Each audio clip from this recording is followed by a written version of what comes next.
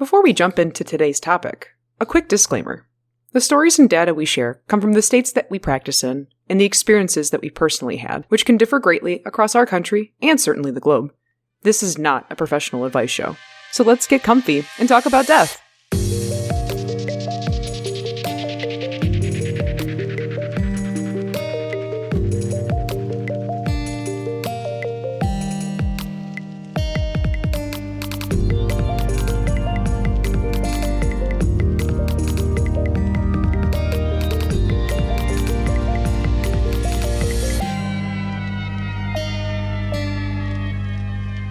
Hello and welcome to MortMic, a down-to-earth discussion on death and dying. I'm Brandy. And I'm Sierra. And I'm Red, and we are your body butcher babes this week. Ayo. Dun, dun, dun, dun. Reuse, renew, recycle. A term that so many people are familiar with. But what about applying this to the dead? A lot of our audience may be familiar with different alternative green initiatives to make dead bodies into compost and the like. But how many of you can say you're listed on an organ donor registry? You're just chock full of useful materials even after you leave this mortal coil. And today we're going to explore the importance of passing on these gifts to people in desperate need.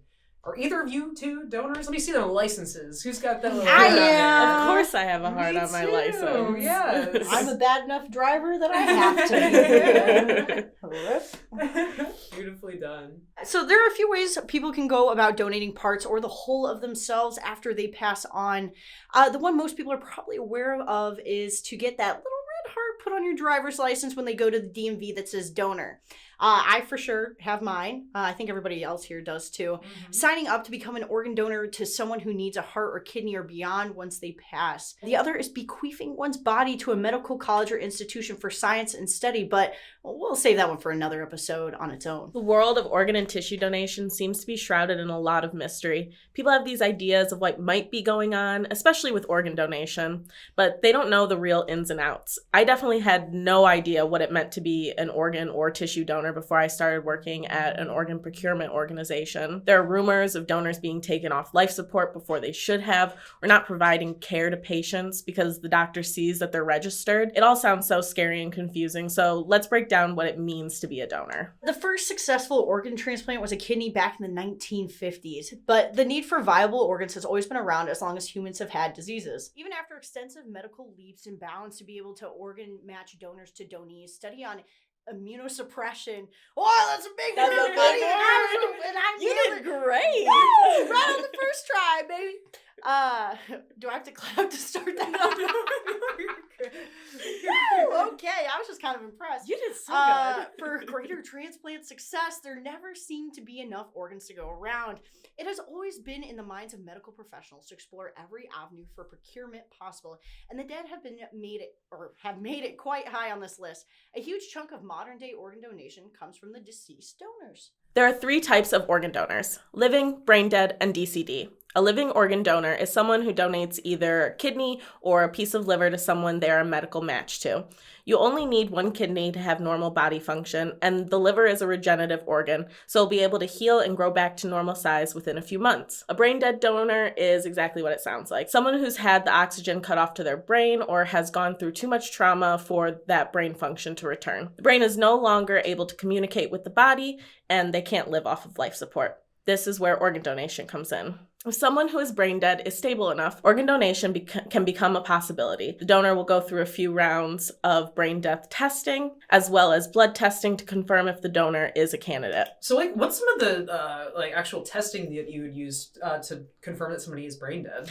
They do MRIs, CT scans, all of that stuff. They're looking for no activity. Okay. A brain dead donor is somebody who has no activity in their brain. So once they look at that MRI, they can see that there is nothing there. Unfortunately, the possibility for life is gone. Up until 2013, donors who are HIV positive were unable to donate. But thanks to the HIV Organ Policy Equity Act, now those who are HIV positive can donate to other HIV positive recipients. Oh my gosh, I had no idea, because I know that there's a lot of diseases that can actually just completely exclude you. And for the longest time, I would have assumed that HIV would have been one of them. So yeah, it absolutely was up until 2013. So now we're super lucky that people who have that diagnosis are able to get a kidney or liver if they need it. Is there extra precautions that you have to take as a procurement specialist when somebody has a disease like that you're obviously coming into contact with bodily fluids that could also give that disease to you? What do you have to do that's kind of over and above? So for HIV specifically, as tissue, that wouldn't go through tissue because it's too high risk of something, and they can't like irradiate that from the tissue. But for the organs specifically, they're just going to do what they normally do in a hospital, because that person's never going to leave the hospital as an organ donor. So it's just what the nurses and practitioners normally do to make sure they don't get a disease. Oh, okay. Universal precautions. Pretty much. Yeah. Lastly is our DCD. DCD stands for donation after cardiac death. These are the donors who still have some sort of brain function, but would otherwise not be able to survive without a ventilator. This is actually the type of donor that a close family member of mine was in February of 2022. Once ventilation is removed, the clock starts. If the patient passes within 90 minutes, they're able to move forward with organ donation as normal, but if they don't, then they'll return to the hospital floor or possibly some type of palliative care center until their passing does occur. They are our donors in spirit. Sorry. You had to put that in there, throw it in the right hook. I had to. So now let's talk about tissue donation. I work in tissue, so I will probably naturally lean a little bit more into that. I also believe that tissue seems to be even more mysterious than organs. If I thought I knew nothing about organ donation when I started, I had no clue what tissue was about. So these are our donors that have already passed. After the heart stops beating, we have 24 hours to recover. And those 24 hours can go quick. Because these donors do not have to die in a hospital in order to donate their gift, tissue ends up doing a lot more donors than organs does. This also means that our donors come in many different conditions. They may have come to us after something tragic has happened, and we're able to turn that tragedy into something positive for the family. Their loved one was able to save and enhance lives through donation, even if they didn't meet the organ criteria. Tissue donors can be any age as well. The youngest donor from me was 36 weeks gestation, and I've recovered on donors over 100 years old. Whoa. What were you able to take from a gestational fetus?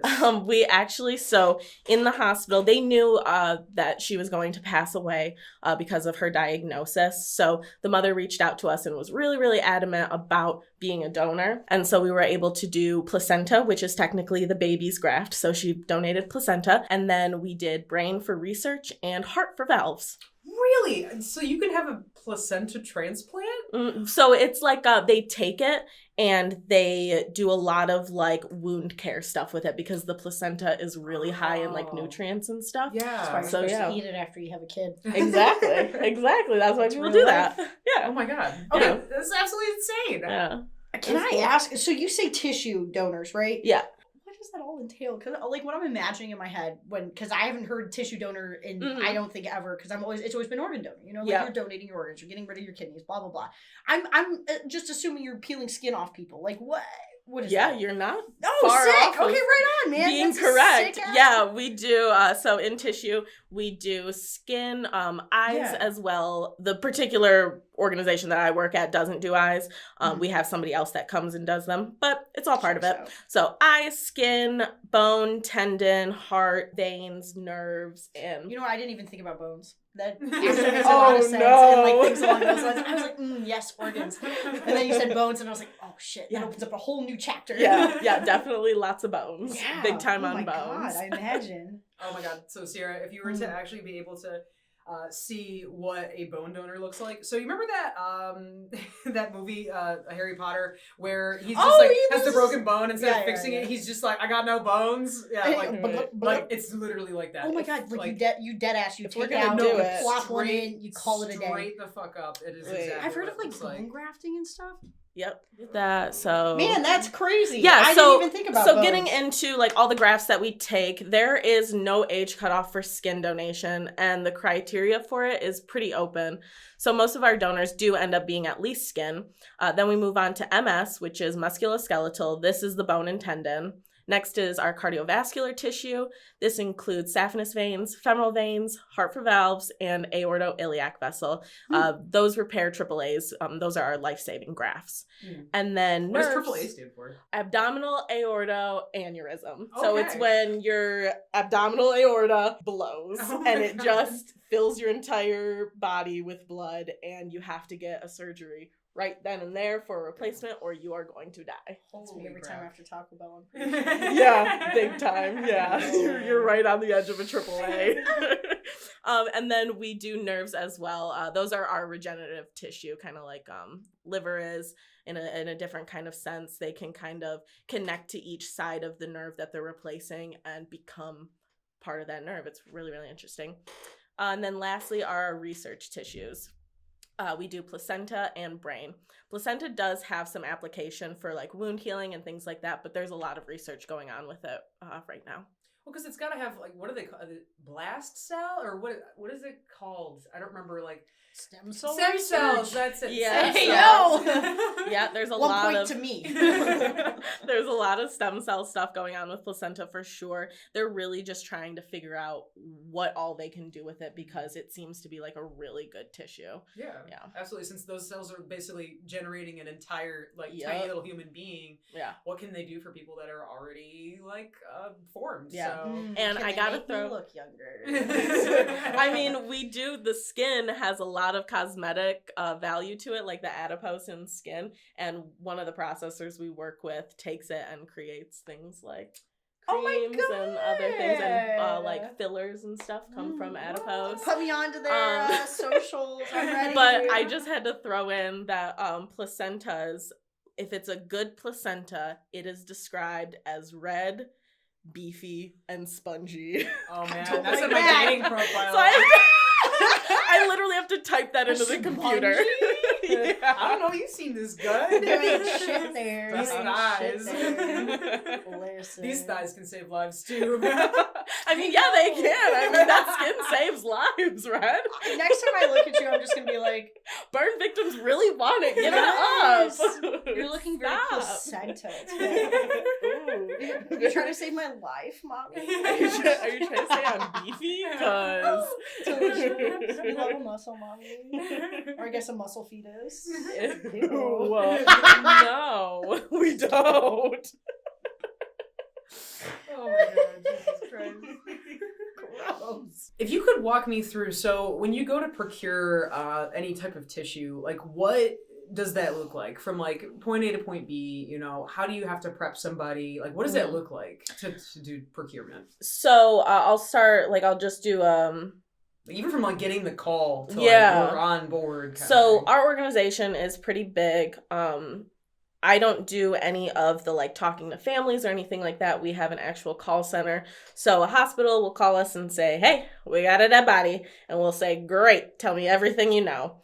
Take down all that information. And if they don't have any like immediate rule outs, like something like HIV or rheumatoid arthritis is an immediate rule out for that MS tissue because those bones and tendons have gone through a lot. So then we will put a hold on the donor at the hospital that they're at or wherever they're at. Then they'll come to our facility. We will bring them into our prep room and start a full scrub on them. We take a really, really powerful soap and scrub all of the contaminants away, shave the donor, flip them onto their stomach, do the same thing to the back, and then bring them into an OR, and then we'll do a sterile version of that, where we'll start on the back, sterilely scrub them, chloroprep them, which is just like a really concentrated alcohol, and then recover. If it's just a normal case, we'll just do back skin first, and I'll flip them over, do the same thing to the front, and then we'll recover whatever else we're taking. And then we'll suture after and make them look all pretty again. What do you think the percentages of like calls that you guys get versus tissues and bodies and things that you can actually like use? We get a lot of calls. Yeah. So we probably get hundreds of calls a day, but on average, we're probably doing right now a lot of donors. So probably like 4 donors a day.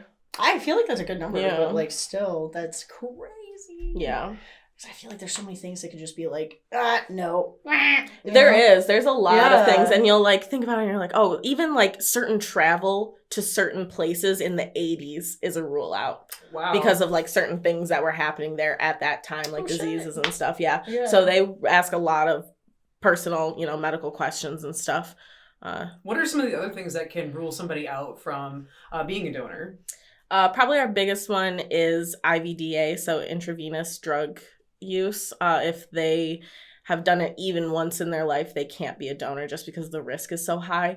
They can be an organ donor, but for tissue specifically, no, because we don't have all that time that organs does. Like, we only have those 24 hours. Somebody in an organs case could sit there for a week or so getting all the testing done, making sure they're brain dead or whatever. So we don't really have as much of that in tissue. We really kind of have to be like a lot quicker with it. And our serologies come after the donor. So we take the blood before we do our recovery, and we can't do a recovery if we don't have that blood to know that their blood is clean, essentially. Interesting. What kind of drugs? Anything. I'm not implying anything. I'm just wondering. You could smoke crack and you can still be a donor. So see, that's what I wanted to get know, on it. You know? Yeah. No, I mean, no. We do not condone No time crack like the president. smoking, okay? If it doesn't go up your nose, it's not supposed to be there. God. You can do that too and still be a donor. So good job. A lot Just of rich no people. heroin. Just no heroin. So it's specifically like needle kind of stuff. Needle, yeah. It's Okay, just sick. if they That makes more use a sense. needle. And if it's like very extensive drug use, even without a needle, it's really up to the processors, the people that we're sending the tissue to, to decide whether or not that is something they want to take on. Interesting. So like once you've actually gotten these tissues, you've successfully procured them from a donor. How do you put them on ice? Is there like a fluid you have to suspend them in? How do you basically hold on to them until they're able to find their new home? So everything goes on ice, even the donor. The donor has to be cooled within 15 hours for us to begin recovery. But that 24-hour clock is like if they were cooled right at 24 hours.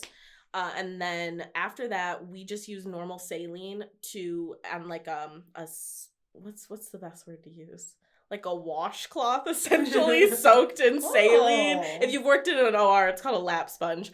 But we'll put that with saline over anything that's got like soft, like tendons or stuff like that, to keep it. But usually it's normal saline, and then skin typically goes in like a really heavy antibiotic solution. Okay, that makes a lot of sense. Yeah, and that keeps it like juicy. Gotta keep them wet. Yeah. Gotta keep it wet, man. I mean, lubricated. Checks Yeah. out. Ooh. What's actually for yourself personally one of the more difficult donations that you've had to do? So like it could be either emotional or like just physical labor intensive. Honestly, the donation that I did today was pretty rough. I'm not even gonna lie. That one was a bad one. It's usually the younger donors that are the hardest, both emotionally and physically. Somebody who dies at a young age, their tissue is in a lot better shape, so kind of getting in there and getting things out is a lot more difficult.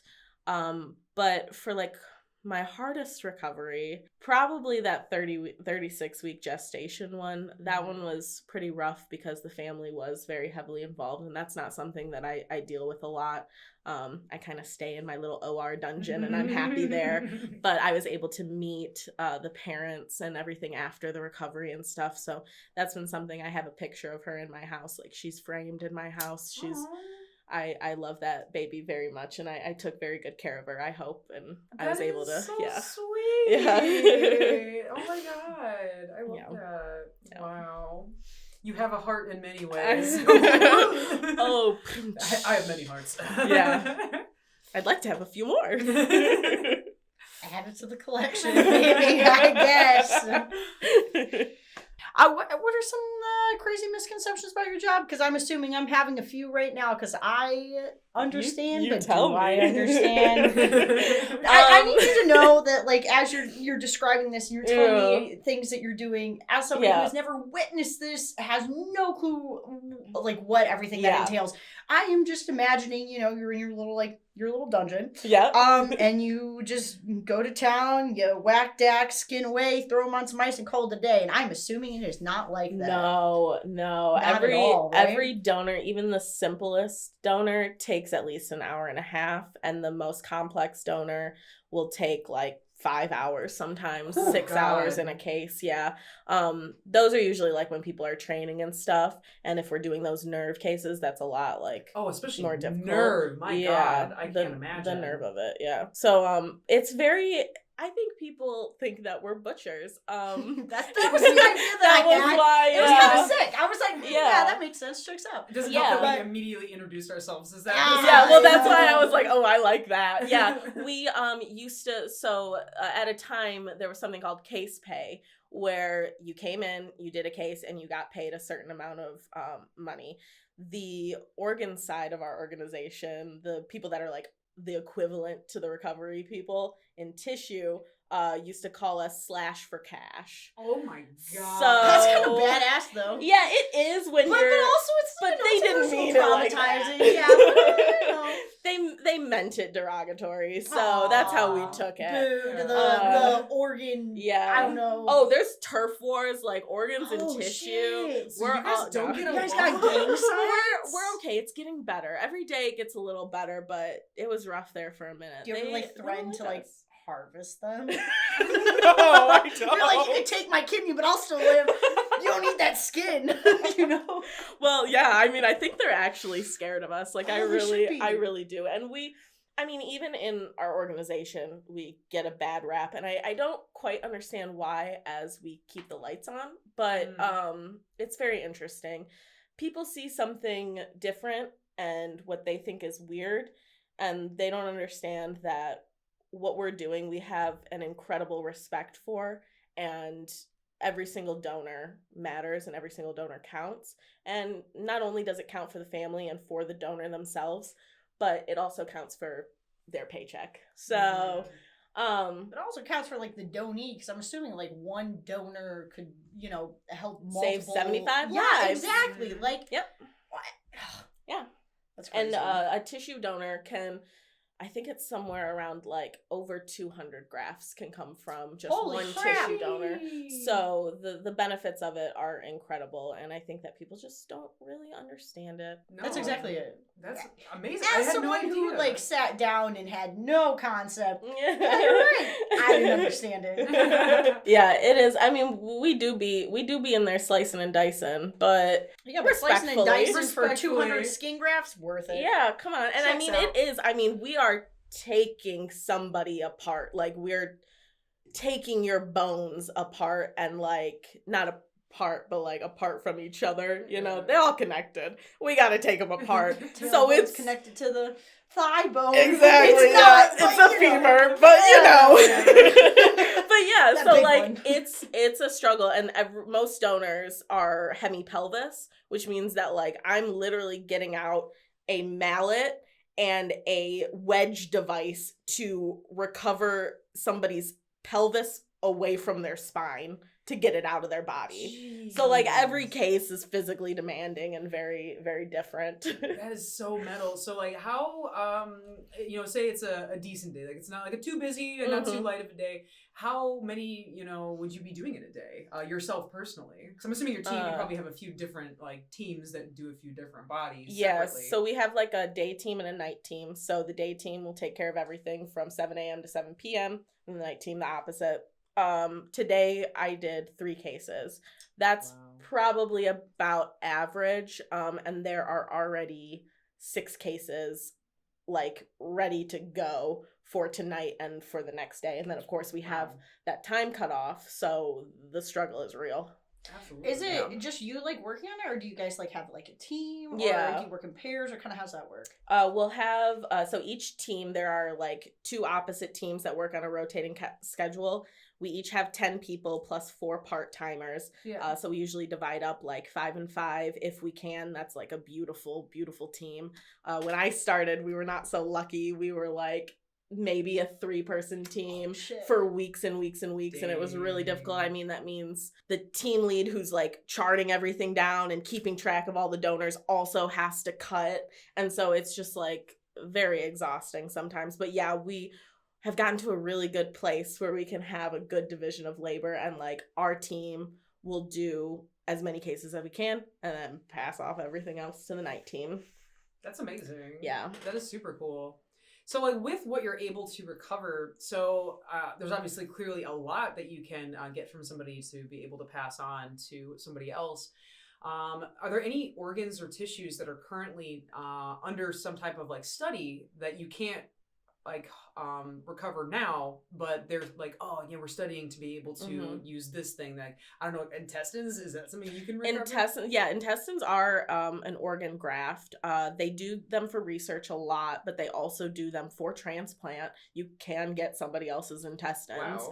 Is there anything then you can't right now like transfer? Just I mean brain. Brain will never be something you can get a new one of, unfortunately. Let me think. Currently for tissue and organ, it's how do I want to say this? Currently for tissue, we have a project going on that's like spine for like bone marrow. So that's something that's like in the works, getting researched on a lot. So yeah, that's interesting. Yeah, because I can imagine that would be something super useful, but haven't harnessed the science yet. Yeah, and it's really funny when you have to flip somebody, but they don't have a spine. Oh my gosh. Wobbly. Oh my God. Very wobbly. I have 2 off-color questions. Yeah. Hopefully they're okay, but I'm going to ask. So you're doing like skin grafts, you're taking skin, you're harvesting it, you're doing that kind of stuff. What about people with like tattoos and stuff? Can you take that, or is it messed up? No. Oh shit. So I shouldn't be getting tattoos. I mean, I'm going to. But yeah, I'm kind of already gone for that. Yeah. Tattoos have to be avoided, unfortunately, because they can't match it to someone, and they end up just like, once they're irradiated, they look like blobs of like black tissue. So it's not the most attractive thing. There's weirdly a lot of like a scale of attractiveness for tissue, even though it's going like inside of you. If like a bone is discolored, the surgeon won't want it. That blows my mind. I didn't know there was an aesthetic to the donations. Oh my gosh. I feel like our generation is definitely ruling itself out of like skin donation. Because pretty much all of us have like tattoos, I feel like, at this point. A good amount of us definitely do. And I've already kind of ruined my organs, especially my liver. So I wanted to be a donor, but tissue. You can donate tissue. Just don't do anything with needles. You're fine. Yeah, you'll be good. Trying to work away from my second off-colored question is in regards to like spines and stuff like that. And this is weird because I don't understand the science behind it, so bear with me. Cool. But and I personally have never done this, so this is a disclaimer that I don't do these kind of things. But if you ever do like Molly or anything like that and you crack your back and then all of a sudden it re-releases because it's all up in your spine. So what if you get a donor that like, their spine's full of like some type of drugs and shit and then pop their back and then all of a sudden the drugs release? Is that a problem? I feel like it's a problem. No. It's gonna be my first answer. As I sit here and think about it a little bit. That's a weird question. Yeah, that is a very interesting question. Something I've never ever thought about. No. That particular study is just on organ donors. So it wouldn't happen. I assume you can just get all the shit out of it. Wring it out or whatever the kids do, then I guess. Then they put it through like radiation essentially, so it's all gone after that. Yeah, that is so you're good. That was a weird thought. Do all the I Molly had. you I was want, thinking honestly. about like it gets stuck in your back and you crack your back and then all of a sudden you're on another planet again. You're like, whoa. But you wouldn't know that. I wouldn't know that. I personally don't participate, but I'm assuming other people do. And from the stories that I've heard and the TikToks I've watched, this is a occurrence. Cool. Probably. Well, you can still be a tissue donor. Amazing. If you're not Molly. me, but definitely someone who does those sort of things. Yeah. There you go. All the rave kids. You, the listener. I'm Molly right now. Stop. Drink some water.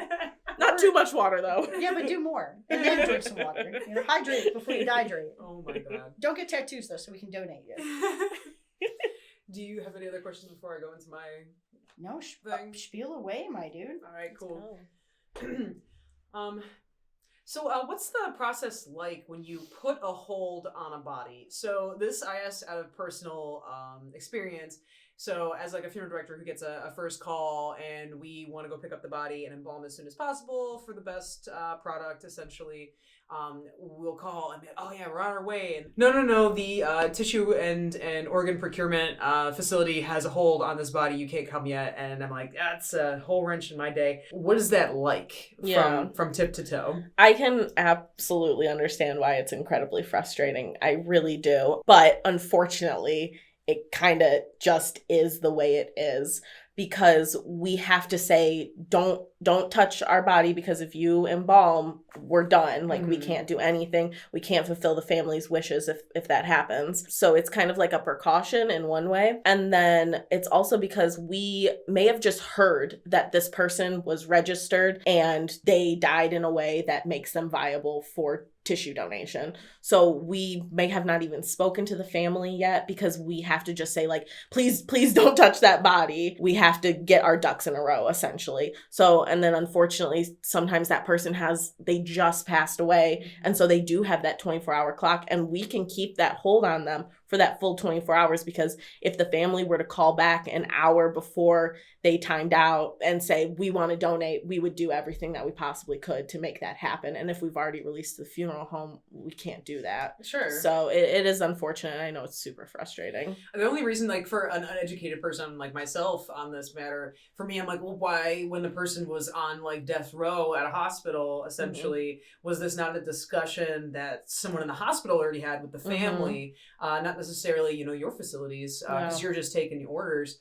But yeah, like, that always was very confusing to me. I'm like, I know that while someone's dying, it's not always the easiest tact to take with a family. But I mean, if I feel like that would be something that the doctors and the hospital should be, getting ahead of. Because I've actually even had families frustrated with this, where they're just like, well, why is my grandpa not here yet? Like, he should be here. And I'm like, well, until you guys until you call this facility and have them release the hold, we can't do anything about it. Yeah. So I just think in general, and this isn't like any shade being thrown at you, I think the process overall needs to be better for this. Well, it's interesting because we have approachers that go to hospitals for organ donation, and they begin that conversation with family, but there aren't a lot of resources available for tissue donation, and that's where things get kind of clogged up. Oh, that is so interesting. Now that I was coming in hot and heavy with like, okay, now listen here, you. But no, that gives me a lot of really good perspectives on my end to be able to tell families and arrangements and stuff like that. Like, to be able to, aid and abet what you do. Yeah. And absolutely, if they really don't want to donate, just give us a call and tell us they don't, and we can release that hold immediately. Yeah, it's not like you guys are, being negative about it or anything, or trying to put people like out by saying we can't have services yet kind of thing. Yeah, we're just trying to give every donor a chance if they want it, which is incredible. If their family wants it, which is absolutely incredible. Do you think there's like because there's such like an emotional thing with donation, and like, oh my god, my grandpa or my family member or whatever, that like kind of slows down that process? A lot of people are like, I can't deal with this right now, I need you to call me in the morning, because sometimes we're calling them at like 3 a.m. after their loved one passed away, and they're like, can you stop? We're like, we have this so time sensitive. If you want to do this, we want to give you the opportunity. Right. So yeah, it can definitely be like a hold gets put on it by family sometimes. Wow.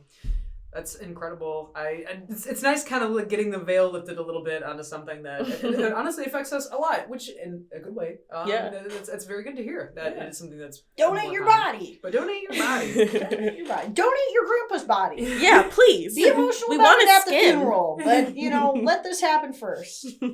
So I would be demure if I wasn't able to put my 2 cents in as a funeral director, and how this affects the back end of things. So in case you're wondering what happens after somebody donates potentially all of these different types of tissues and organs, what does that affect on the back end? What does it affect the funeral or embalming? Donating someone's organs or tissues will have basically no effect on having a funeral. Absolutely none.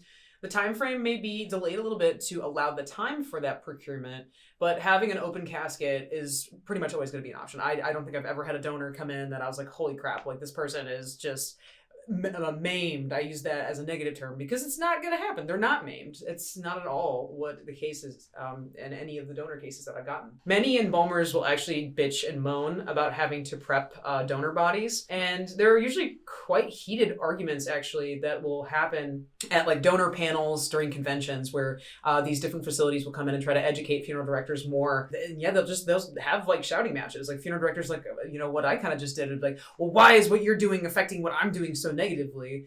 And it's honestly, it's a shame. And it's foolish that people in my industry are afraid of a little bit of hard work.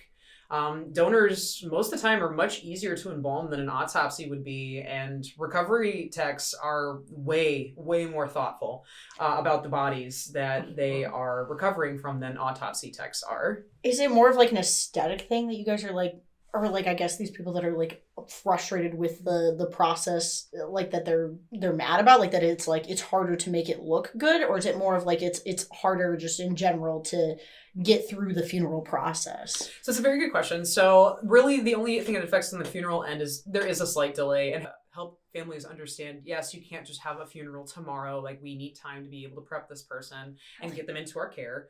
But it's more about the embalming itself. So when there is a procurement, especially of like long bone and different types of like vascular like arteries and veins and stuff, when you embalm somebody, you're basically going in at one injection point, and that is pumping all of the fluid in and blood out from one point. So that would be like the easiest embalming, right? We're making one incision and injecting from one point. But when you have, say, long bone donation from the leg and there's no leg anymore, essentially to complete that circuit, that does make the embalming more complicated. The fluid isn't going to go everywhere I need it to. That usually means you have to raise other vessels, so potentially both on the neck. Could have to raise both arm vessels. It is a little extra work to do that.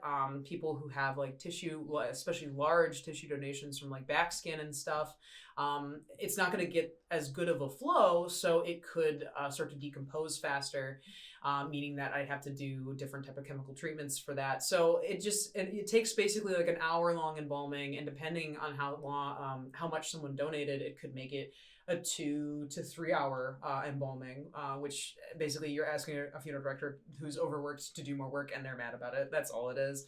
But yet again, like I said, like an autopsy, if I was embalming an autopsy case by myself, that is a 6-point injection, like no doubt. I would have to have 6 different vessels to inject from. And then all the other nonsense that goes into it. And that is like 3 hours by myself, 3 hours. So if I can spend just a wee bit more time embalming somebody who's a donor, like, yeah, I'm not going to complain about that, period. Thank you. Yeah. Because I've been on the end of those angry funeral home calls. Oh, so, yeah. I mostly just get angry when I'm getting like 8 calls in like 3 a.m. Yeah. from like back and forth from these facilities where I'm just like, please let me sleep. We can like figure out you bringing the body here tomorrow. Please, I'm so tired. Who, like, are there really, and this is probably the dumbest question, but bear with me. Do people really, like, their, loved one just dies and they're like, funerals tomorrow, buckle up, everybody? Yes. Is that real? No, straight up. What in the hell? People are wild. How do you get all your family members in? Bro, they are insane. Either they're like, well, everybody's already in because holidays because we knew happened. they were done. So yeah, just get this done before they have to get back on their plane. And it's like, that is not my problem. I can only order caskets so fast. Like, that's not how that works. I ain't building these in the garage, like. I always just assume, like, after somebody, like, kicks the bucket, you got, like, a nice little, like, week for, like, close family members to get their shit together, and then, like, the actual funeral happens and you show up with your less close family members and they're like, hey, we're in from out of town, we just got back from Applebee's. Haven't seen you since you were a baby. Yeah, haven't seen Thanks, you weird in Uncle years. Greg. Yeah. And they're like, oh my God, why are you crying? It's like, oh, well, because unlike you, I was around. Like, definitely not speaking from personal experience. What? I do want to actually give you guys some compliments on your procurement, because so like everybody at the medical examiners, which granted they're probably overworked, especially like the ones that are close to like inner city where there's a lot more like suspicious or deaths that need investigating. Those techs, they are so messy when they are doing their autopsies. They're cutting into vessels, they're cutting arteries, so we end up with like leaks all the time that always somehow spray embalming fluid directly into my eyes. But like every time I've gotten like a donor body, there's like so much care and concern that goes into like what you guys are cutting around. Like I can tell based on like just that work that you guys really put like you're all into it. Mhm. So Yeah. yeah, you guys doing good. Good work. We do our best. Yeah, we do our best. Here's some basic rundowns of additional embalming techniques that we would use on a donor, past what I already kind of mentioned. Say they recovered a large portion of back skin. We would paint the exposed area with a surface embalming chemical that uses a like penetrating like phenol or something like that. So like a gel that basically you just slather onto I it. have a question. Yes. Do you ever use our drying? Yo, so okay. So That's gonna be good. We start with yo. So they're these donation places, a lot of them, they're very nice. They actually pack like a little care package for the embalmer, whoever's going to be preparing the Kind of body. the bath bomb. It's Essentially. A very dangerous bath. So they pack us a jar of chemical that we can use, especially on like a skin donation, like a back skin like donor. And also like a plastic garment to go around the person because they're going to be leaking. No matter what you do, they're going to be leaking embalming fluid out of those holes. So it's very nice of them to send us some extra materials to be able to use. And the answer to your question is sometimes. Oh, nice. Okay. It just depends on like if somebody's really, so the stuff that you give us is very viscous, which actually is kind of, especially if I'm embalming somebody by myself. I did this the other day with a donor that had their back skin donated. And I like had to try to roll this man who is made of jelly at this point because he's like long bones are gone and try to paint this onto them. Yeah. And so with that liquid, it was very hard to do that. So we have a little more like jelly-like consistency that we'll use, but we save it and we do use it for other cases of like different stuff. So absolutely we use that stuff. Just not always on the bodies that you said. For sure. Yeah. I just wanted to know it was getting used. I am scared every time I grab it because I grab it with my bare hands. And I've heard terrible stories of people like getting it on their hands and stuff. So I'm like, am I doing this for nothing? No, you absolutely don't. And I always change my gloves. After I use that stuff, immediately to change my gloves. Yeah. I ain't trust like that. Like that stuff is very highly penetrating because basically it's a surface embalming chemical. Like it has to penetrate. I don't know an exact, number or like width to give you guys, but it's got to at least go like an inch down into the tissue. And I can imagine like what that does sitting on your gloves for like an hour, Yeah, so, for sure. But no, I totally hear okay. It is used. It is used. So say the long bones of the leg are being donated. So basically a lot of times if somebody's donating that portion of their leg, basically it's just kind of like a hip stump with like the feet attached to a PVC pipe in between the two of them. So there's literally nothing there. There's no muscle, there's no bone, none of that. And obviously if you're arterial, I'm going to use a different word. Obviously, if you're injecting through the arteries, the circuit has been cut off, so it's not going to go to those feet stumps. So what we would do is we would hypodermically inject the embalming fluid in using a long trocar. So it's very, about like 1.5 feet long, 2 feet long needle. Pretty, it's about like the width of a pencil maybe. What the hell? Yep, and we would just stick that right into the tissues and force the embalming fluid in that way. And then say like the last thing that we would pretty much do after we would attempt to do arterial embalming and hypodermic embalming, we would wrap whatever the limb or whatever in cotton. And then in the cotton, we would take cavity fluid, which is what we do, normally inside of someone's chest and thoracic cavity. And yeah, Sierra's giving me a look that you just cannot buy. You can understand. I don't understand. I've never witnessed any of this. I'm, within the horrors of my own mind imagining this. So, sounds great. Wow, cavity fluid. Yeah, me too. Yeah. Keep going. So basically a very high index fluid that would be injected directly into your cavities that hold all of your organs. We would just drench the cotton wrapped limb in that. So it basically another form of the surface embalming, like I mentioned with the gel.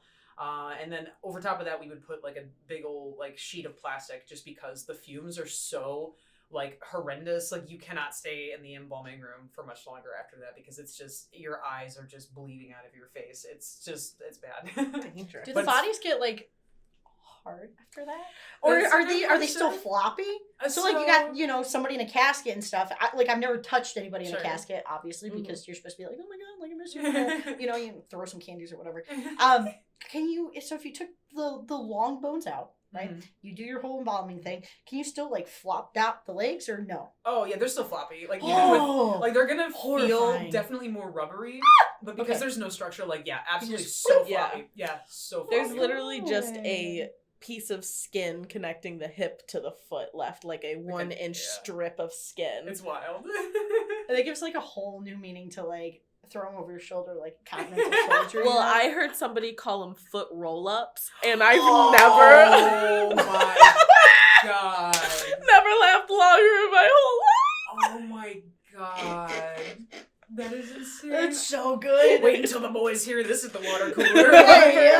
I've been saying it just offhand at work, trying to get it to catch on. Nobody thinks it's as funny as I do. Oh my god, that's good. Wow. I love that.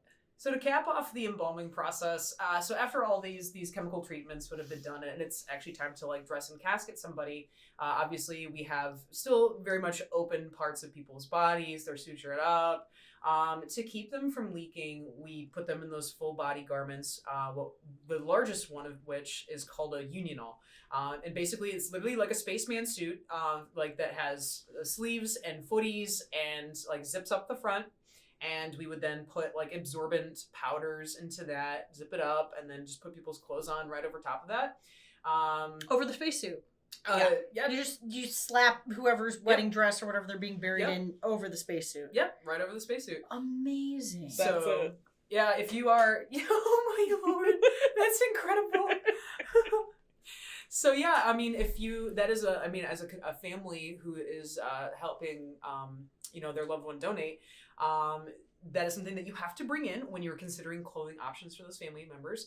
Long sleeve, high collar, and not see-through. Those are very important things because they're all pretty much going to be in these unional plastic garments, and we cannot just hide that. That is something that needs to be covered with a very opaque and long sleeved item of clothing. It's one of my just banes of existence because it's the same thing with autopsies. We put them all in these unionals as well, and people will always, without a doubt, bring in a V-cut tank top, and I'm just I don't have enough time in the day to explain to you why this is so wrong. So you're telling me my booty shorts for my Hooters outfit I would be very No, go for it. Yeah, no. Well, but what if I'm going to donate? What if my little floppy leg Yeah, but the casket's closed. Oh, no, we're going to have waist shorts on. Oh, is it? Yeah. It's always waist up clothes? Yeah. Really? I mean, we dress you in full, but you really only see, Well, No. I come from a cremation family. We like to just burn them and churn them. Oh, Yeah. So, that's what I'm assuming is going to happen. I am dead. Well, I will be too eventually. It's on the to-do list,